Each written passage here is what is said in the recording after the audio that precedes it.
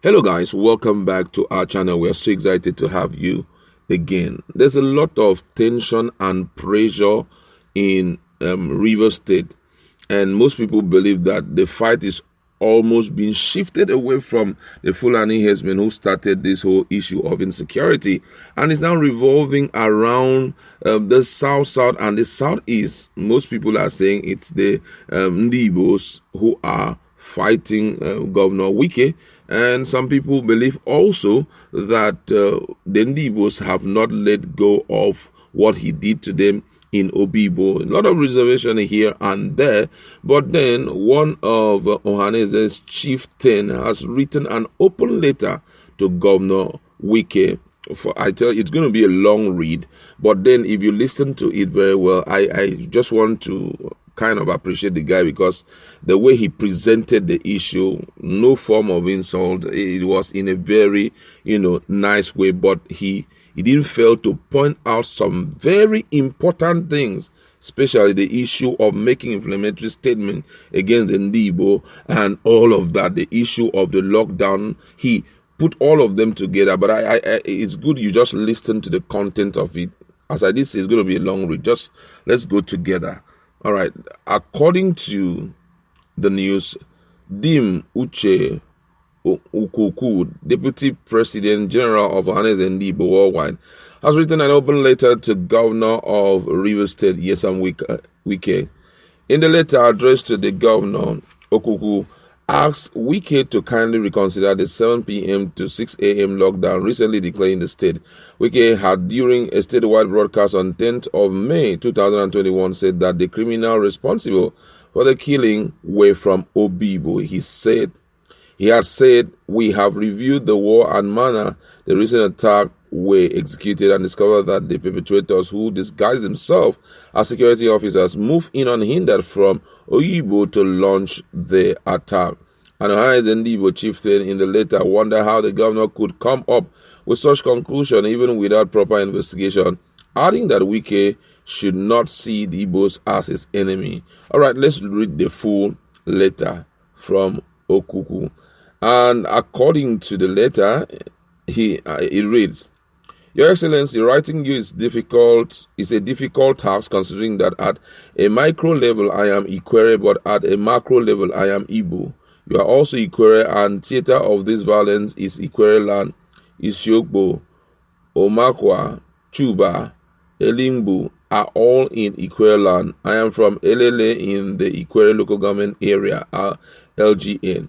The very first LGA where our brave law enforcement agents were killed. Their murder are completely unacceptable, condemnable, and barbaric. I commiserate with the bereaved family while praying for the peaceful repose of the soul of the departed. My solidarity is with the government and people of Rivers State in their struggle against terror. The perpetrators must be arrested and made to face justice. The Civil Defense Police Department of State Services, DSS, and other law agencies must be empowered to carry out detailed investigation with a view of arresting and prosecuting the culprits. For record purposes, it is unacceptable that our amiable Governor Wike, the first governor to receive in 2017 the newly elected National Executive Committee (NEC) of Ndigbo, stated in his 10th May 2021 broadcast that the criminals responsible for the killing were from Obibo. Your Excellency had said, and he quoted, "We have reviewed the way and manner the recent attacks were executed and discovered that the perpetrators, who disguised themselves as security officers, moved in unhindered from Obibo to launch the attack. Geostrategically speaking, I am not questioning the wisdom of the governor, as he is the chief security officer of the state with access to intelligence report. What I question is the rationale, the reason behind his assertion. From Obibo to Isiokbo is about an hour drive. From Obibo to Abua is about 2 hours drive. How could assailants in the dead of the night drive from Obibo to Isiokbo, given all the security checkpoints in between, and kill security officers before escaping undetected? How could assailants drive from Obibo to Abua, kill soldiers, and escape without being apprehended? How many checkpoints exist between the 2 points?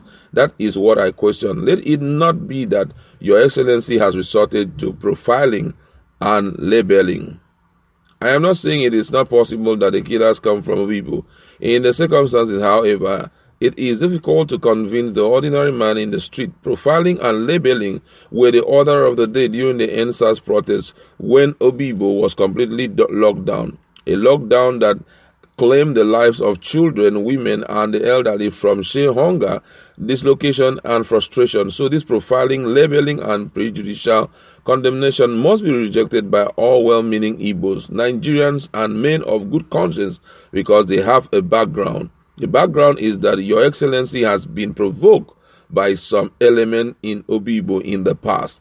As an Igbo leader, I do not agree with Your Excellency profiling and labeling. A more detailed investigation into this killing should be carried out before anyone can safely point a finger at where the killers emanated. The security agencies must be allowed to do their job in unraveling the mysteries behind these attacks, assuming without considering that the hoodlums were from Igbo.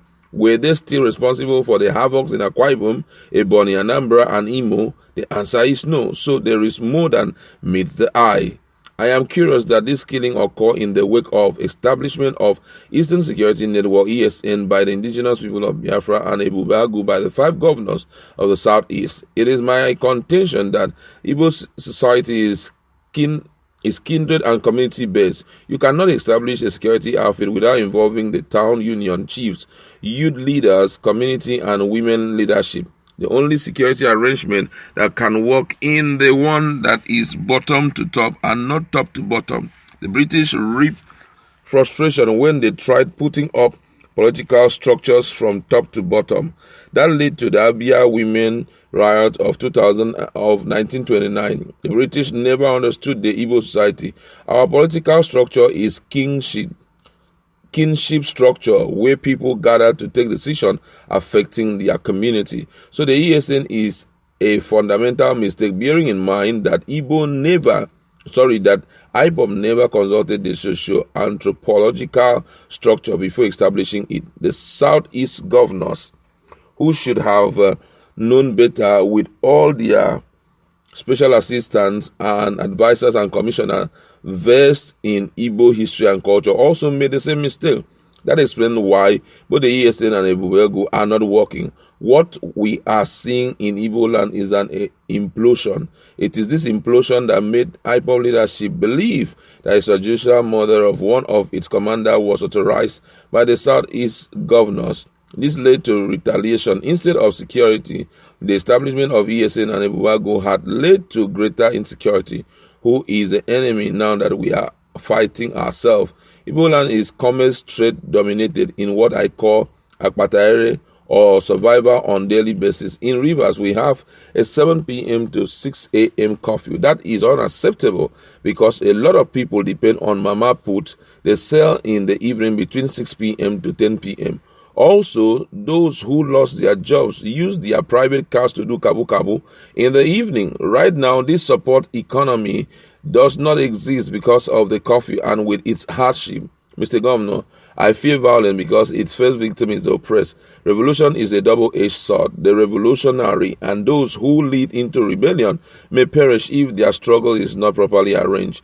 The alleged oppressors will escape the inferno only to reappear after the conflagration to create a new order from the ruins of the old. So we must be careful. The alleged Fulani headsmen responsible for all the killings are today being excused. We are now fighting ourselves. The governors are under trade, policemen are under trade, politicians are under trade, students are being kidnapped. Is that how we are going to win the presidency in 2023? That is my genuine fear. Gov.Wike, I have 3 prayers worth your extreme attention. 1. Ndigbo in Port Harcourt are not fighting you. From Eleme, One, Chuba, etc. Igbo rush home at dusk in obedience to your curfew. If they are confrontational, the majority of them would openly defy you, but they are obeying you, not minding the hardship your curfew inflicts on them. My message to both Igbos and non-Igbos, therefore, is for them to continue to support their own governor in this trying moment. None must undermine the mandate River people gave him to modernize their state.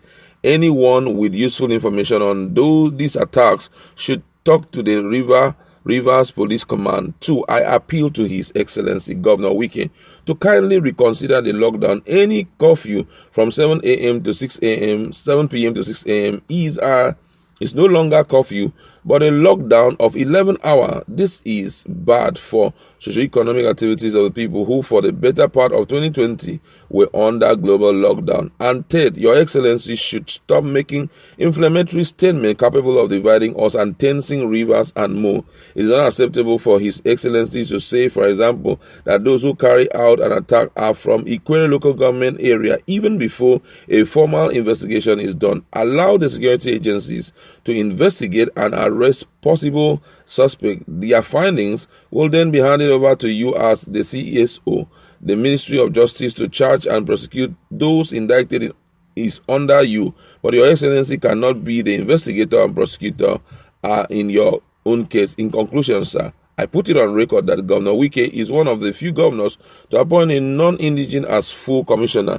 That is the whole truth. Your Excellency appointed Emeka Onuwu, a non-indigene, as commissioner. This lofty record of yours must never be tarnished in this 11th hour. For instance, if one does good for 3 years, only to start doing bad in the last 4 months of his office, people may forget the good he did and judge him by the bad ones. Your Excellency should maximize what you are doing very well while minimizing any apparent mistake like this 7 p.m.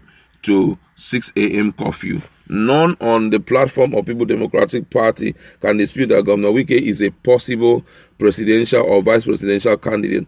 If so, Your Excellency will need the block vote of the Southeast and South-South to get an edge over your opponent in the PDP primaries. Your predecessor, His Excellency Chibuike Rotimi Amechi, is another strong presidential candidate on the platform of the APC. We wish both of you luck. We also wish other contenders luck. But if we do not get it right, we will only end up reducing ourselves to a laughingstock. You cannot antagonize the people and still expect them to give you their vote in an election. Thank you, sir. That was a long read there, and I'll just